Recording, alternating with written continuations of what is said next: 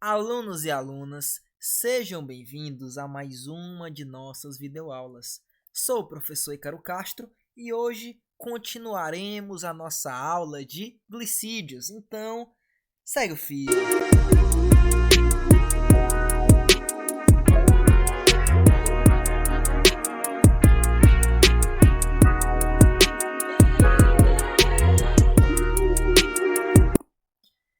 Então, queridos alunos, queridas alunas, na última aula nós vimos um pouco sobre a função energética dos glicídios e também conhecemos o grupo dos monossacarídeos, onde nós temos desde tetroses a heptoses. Lembrando que esse triose, tetrose, pentose, hexose e heptose se referem ao número de carbonos. Nós destacamos duas pentoses, que foi a ribose e a desoxirribose.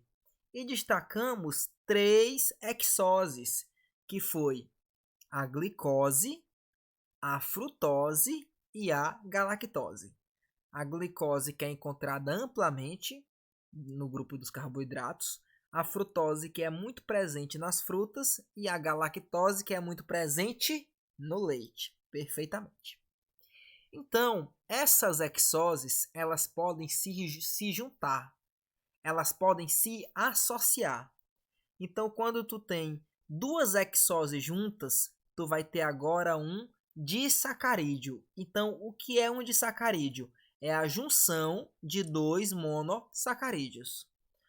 Por exemplo, vamos fazer aqui o disacarídeo juntando glicose com glicose. Então, se nós pegarmos a glicose, que aqui está, e juntarmos com outra molécula de glicose, nós temos aqui um disacarídeo. Veja, duas moléculas juntas, dois monossacarídeos.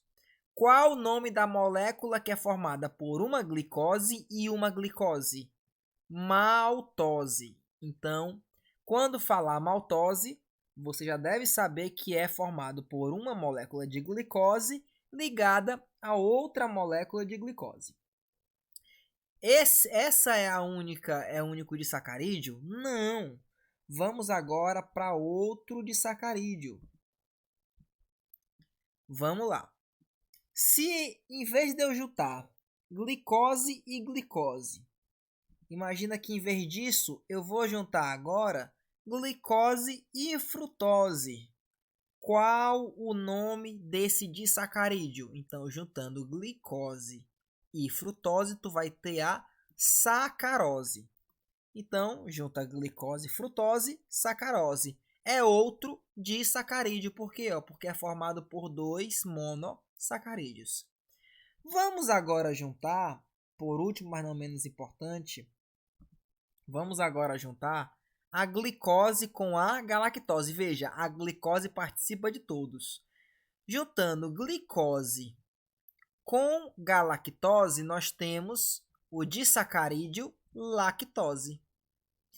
Ou seja, então, nessa formação de disacarídeos, a glicose participa de quase todos. Junta glicose e glicose, maltose. Glicose, frutose, sacarose. E glicose, galactose, nós temos a lactose.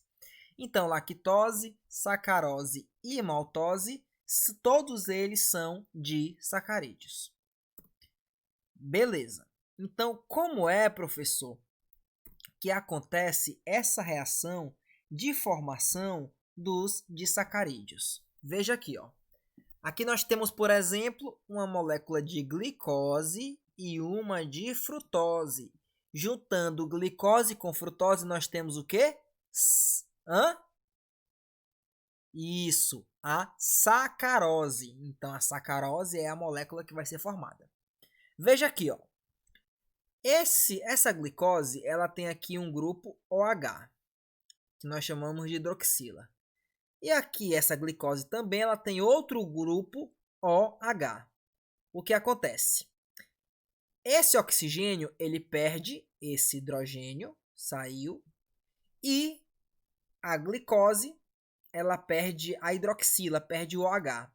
Então, ó, se ela perdeu OH, ela perdeu o quê? H. Ela perdeu quantos hidrogênios? 1, 2. H2O. Então, da mesma forma como nas proteínas, quando você junta duas moléculas de glicose, de glicídios, de açúcares, você também forma água. Então, isso aqui também é uma síntese por desidratação. Por quê? Porque quando você junta as moléculas elas perdem água, ok? E qual é o nome dessa ligação formada? Ligação glicosídica. Como é que é a ligação? Uma molécula perde a sua hidroxila, o seu OH, e a outra molécula perde o seu hidrogênio, formando água. E essa parte se liga com essa, formando então agora um disacarídeo. Qual é o nome dessa ligação? Ligação glicosídica. Vamos agora conhecer alguns polissacarídeos, ou seja, algumas vezes os glicídios eles podem se comportar como polímeros. O que são polímeros? São unidades maiores, grandes, formadas por menores unidades que se repetem. O polímero é o grandão. Essas menores unidades que se repetem, tu chama de monômero. Então, por exemplo, a celulose, que é um polissacarídeo, ele é formado por vários monômeros. De quê? De glicose. Então, a celulose, ela é formada por uma junção de várias moléculas de glicose. Então, aqui estão os monossacarídeos, os monômeros, que ao todo formam, então, um polissacarídeo, que é a fibra de celulose. Beleza. O primeiro ponto que eu quero trazer para vocês é que celulose é energia. Observa, por exemplo, aqui esse alface. Esse alface, ele é altamente energético. Por quê? Ele é cheio de celulose. Onde é que eu encontro a celulose? Ela participa da formação da parede celular das células vegetais. Então, se tu é vegetal, tu vai ter parede de celulose. E é justamente isso, por exemplo, essa estrutura que nós fazemos o papel. Pronto. Então essa celulose ela é formada por várias moléculas de glicose e ela é altamente energética, fato. Mas nós, seres humanos, não conseguimos aproveitar essa energia. Então, se tu quer engordar, eu te aconselho, claro, se tu quer emagrecer, desculpa, eu te aconselho a comer muita alface, mesmo que ele seja altamente energético. Por quê? Ele é energético, sim, a folha é energética, mas não pra gente. A gente não consegue quebrar a celulose e aproveitar essa molécula como fonte energética. Então, por isso, é muito bom você comer alface. Aí eu vou te trazer 3 vantagens. A primeira, quando tu come alface, tu tem grande absorção de sais minerais que são fundamentais para o teu corpo. Sais minerais, vitaminas, enfim. Primeiro ponto. Segundo ponto, quando tu come alface e essa estrutura não é absorvida, o que vai acontecer? Ela vai preencher a tua estrutura intestinal e vai te dar uma ideia de saciamento, uma vez que vai ter aquele espaço ocupado pelo alface ou por uma folha qualquer, como couve, dentre outras. Terceiro, a presença do alface na tua comida, ela dificulta a absorção, por exemplo, de gorduras. Isso faz também que muito do que tu come não seja absorvido, que te ajuda também a emagrecer. E outra coisa boa, essa alface, essa folha que não vai ser absorvida, que é justamente a fibra, que é aquilo que não é absorvido, ela tem o poder de reter muita água. Então, as fezes ficam mais moles, o que ajuda para pessoas que têm problemas para defecar. Então isso é muito bom você comer alface na sua alimentação. Poxa, a gente come alface e não engorda. Mas a vaquinha, ela come alface e a vaquinha engorda. Por quê? Porque a vaquinha, ela tem bactérias dentro dos estômagos dela, e são quatro cavidades, e lá essas bactérias conseguem quebrar a celulose e aproveitar isso como fonte energética. Então, a vaquinha pode comer folha à vontade, que vai sim aumentar o peso, vai engordar, mas a gente não. A gente não vai conseguir ganhar peso comendo folha. Outro indivíduo que consegue quebrar celulose para formar energia é o cupim. Na verdade, não é o cupim. O cupim, ele tem dentro dele um protozoário que atua, que tem a função para ele de quebrar celulose. Então, o cupim, ele tem esse protozoário, aí os dois ganham. O protozoário ganha um local para viver e ganha energia, e o cupim, claro, ganha a capacidade de se alimentar de madeira. Por quê? Porque madeira é rica em celulose. Então, ele quebra a celulose da madeira e daí tira a sua fonte energética. Então, se forem perceber, a celulose, ela é, sim, um glicídio, mas que para as plantas tem uma função estrutural. Então, ele forma a estrutura das plantinhas. Então, veja aí que os sacarídeos, que os glicídios, desculpa, eles não têm função somente energética, ok? Próximo glicídio, polissacarídeo, é a quitina. Então, a quitina também é um açúcar formado por várias moléculas de açúcar, vários monômeros. Veja aqui, ó. Onde é que eu encontro a quitina, para começar? Ela se encontra na estrutura de fungos, então fungo é rico em quitina, e claro, os artrópodes. Quem são os artrópodes? Insetos, tá aqui. Crustáceos, tá aqui. Aracnídeos. Então, esses organismos, eles têm quitina na sua estrutura. Onde é que a quitina fica? No exoesqueleto. Então, se vocês forem pegarem aí uma baratinha, pegarem um besouro, vão perceber que por fora ele tem uma estrutura muito rígida, de que é aquilo, ou mesmo a carapaça de um siri, de um caranguejo, de que é aquilo? É quitina. E essa quitina é um açúcar que permite essa resistência aos organismos. Agora, há um problema, é que a quitina ela não consegue crescer junto com o indivíduo. Ou seja, o indivíduo pode até crescer por dentro, mas o seu exoesqueleto sempre se mantém o mesmo. Ah, professor, então como é que faz para o insetinho crescer? Tem um processo chamado equidise, que ele vai trocar a casca. Ó. Isso aqui é a casca de quitina que foi perdida. E ele cresce justamente nesse processo. Na hora que ele troca a casca, que ele muda, ele cresce algum tempo e depois ele já para de crescer, quando o seu exoesqueleto de quitina endurece. Então veja aqui mais uma vez um açúcar com função estrutural. No caso, a quitina, ela participa da formação estrutural de fungos e de artrópodes, ok? Próximo polissacarídeo. Agora esse polissacarídeo, ele tem função de armazenamento. Os dois próximos têm função de armazenamento. Então, para que armazenar? Imagina o seguinte: teu corpo, ele precisa de glicose a todo momento. Ele tem que ter açúcar a todo momento. Então, vamos supor que tu esteja em algum período difícil de falta de açúcar. Então, ele guarda uma parte do açúcar para quando chegar uma emergência, usar essa parte desse açúcar. As plantinhas fazem isso? Com certeza.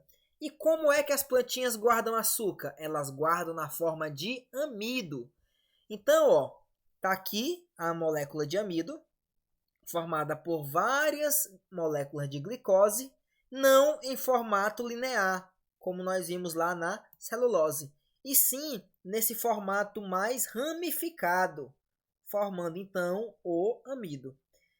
Então, a sua plantinha aí já tem 2 polissacarídeos. Um é a celulose, que é estrutural, e o outro é amido, que é reserva energética. Quando a plantinha está precisando de energia e não tem disponível facilmente, ela recorre a quem? Ela recorre ao amido que ela já produziu. Onde é, professor, que nós encontramos esse amido? Tem um produto que é amido de milho, a famosa maisena. Então, o milho, por exemplo, ele guarda parte dos seus açúcares na forma de amido, dentro das suas sementes. Então, se tem um processo que se tira esse amido do milho e se faz, por exemplo, a maisena, que é nada mais do que um amido de milho, ou seja, um material de reserva de açúcar do milho. Mas nós temos também amido de várias outras plantas. Vários organismos, as plantas em geral, elas guardam açúcar na forma de amido, ok? E nós também guardamos açúcar? Com certeza. Mas nós, animais, guardamos açúcar não na forma de amido. Guardamos açúcar na forma de glicogênio. Então, o glicogênio é o açúcar que é guardado no nosso corpinho. Como é que funciona isso? Assim como a plantinha, não é sempre que nós vamos ter açúcar disponível. Se bem que na sociedade moderna, nós temos açúcar disponível quase sempre. Mas se formos pensar em nossos ancestrais que se alimentavam a cada 2 dias, 3 dias, dependendo de se encontrassem frutas, dependendo se conseguissem caça, então eles tinham a precisão de armazenar o açúcar de alguma forma. E eles armazenavam na forma de glicogênio. Então, como funciona? Primeiro, onde é que fica o açúcar? Quando você come o açúcar, come aquela barra de chocolate, come aquele pãozinho, aquela macarronada, esse açúcar ele vai passar do teu intestino e vai ser absorvido pelo teu intestino delgado e chegar à tua corrente sanguínea. Só que o corpo não quer açúcar no sangue, o corpo quer açúcar dentro da célula. Então, o hormônio insulina vai pegar o açúcar que está no sangue, ó, está aqui, o açúcar, e vai mandar ele para dentro das células. Ok. Esse açúcar vai ser usado, grande parte dele, mas uma parte não vai ser usada e vai ser armazenada na forma de glicogênio. Onde é que se armazena glicogênio? Em 2 lugares. Se armazena no fígado e também se armazena no músculo. Então, tanto no músculo quanto no fígado, há um armazenamento do glicogênio. Ok. Aí vamos supor que teu corpo está passando por um jejum. Ou seja, tu não come há um bom tempo e o corpo está precisando manter a reserva de açúcar. Então, o que é que o corpo faz? Ele vai pegar o glicogênio que está no teu músculo e o glicogênio que está no teu fígado e vai mandar isso para o sangue para que esse glicogênio chegue às células que precisam dele. Quem é que faz isso? Quem é que tira o glicogênio do fígado e do músculo e manda para o sangue para ser usado? É o glucagon. Então, o glucagon, ele pega o glicogênio e transforma ele em açúcar. Beleza.